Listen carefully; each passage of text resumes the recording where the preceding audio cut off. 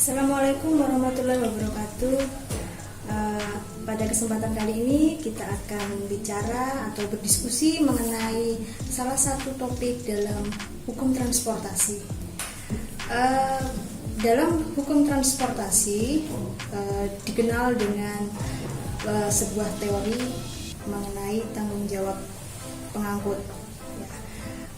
Sebelum membahas mengenai tanggung jawab, saya akan menguraikan bahwa dalam sistem transportasi kegiatannya itu meliputi banyak bidang ya, yang semuanya berawal atau berasal dari salah satu bentuk perjanjian pengangkutan.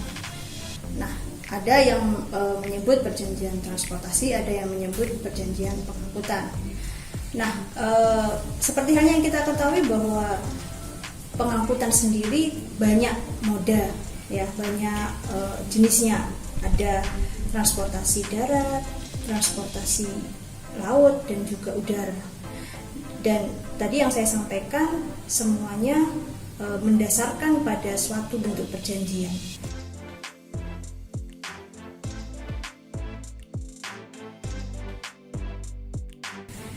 Perjanjian pengangkutan sendiri atau perjanjian transportasi itu dilakukan oleh para pihak, di mana para pihaknya itu berkedudukan setara. Jadi dalam hal ini tidak ada majikan dan tidak ada bawahan ya, atau pekerja, semua setara. Dalam perjanjian pengangkutan ada kewajiban dari masing-masing pihak.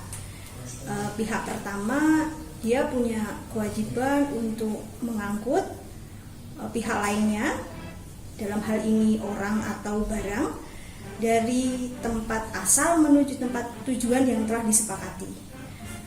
Nah, tentu saja hal ini menimbulkan juga kewajiban bagi pihak yang lain. Apa kewajiban dari pihak yang lain? Yang pertama adalah membayar biaya. Membayar biaya yang dikeluarkan untuk melakukan pengangkutan dari tempat asal menuju tempat tujuan tadi.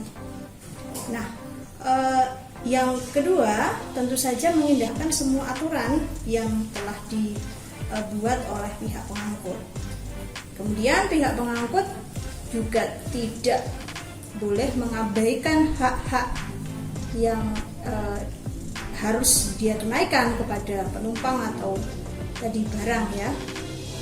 Nah, selanjutnya ada kewajiban bagi pihak pengangkut untuk selamat ya, mengangkut secara selamat sampai dengan tempat tujuan. Artinya pihak penumpang ataupun barang harus sampai ke tempat tujuan itu dengan selamat, nyaman, kalau barang ya utuh begitu, tidak terjadi sesuatu hal yang merugikan. Nah, berbicara mengenai kewajiban pengangkut dalam hal mengangkut orang atau barang sampai dengan tujuan dengan selamat, ya, itu ada teori dalam sistem pengangkutan.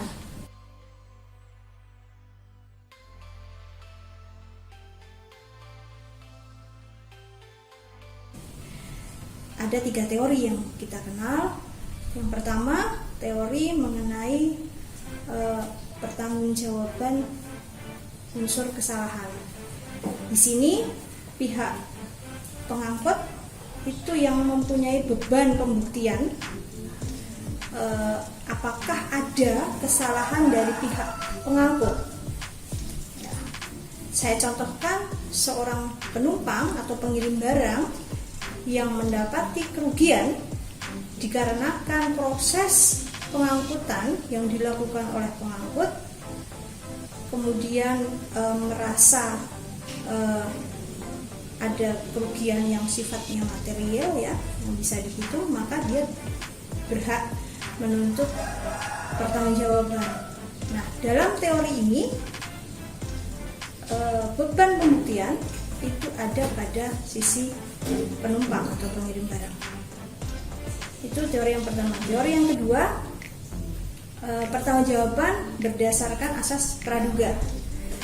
Dalam teori ini, seorang pengangkut itu dianggap bertanggung jawab penuh, ya, dengan pengecualian selama dia bisa membuktikan bahwasannya dia tidak bersalah terhadap kerugian yang terjadi pada penumpang atau barang tersebut, maka dia tidak bertanggung jawab. Kalau dia tidak bisa membuktikan, maka tanggung jawabnya akan dia pikul. Ya. Kemudian untuk teori yang ketiga, ini adalah teori tanggung jawab mutlak.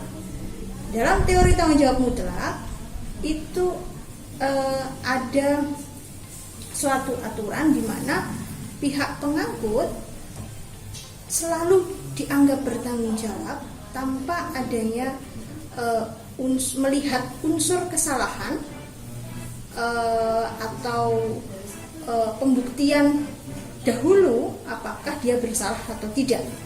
Jadi saya contohkan dalam sistem pengangkutan udara, ketika terjadi kecelakaan, ketika terjadi kelalaian yang mengakibatkan kerugian pada sisi penumpang atau pengirim barang, maka pihak pengangkut wajib dalam hal ini bertanggung jawab sebesar ketentuan atau kompensasi yang telah ditetapkan oleh peraturan perundang-undangan.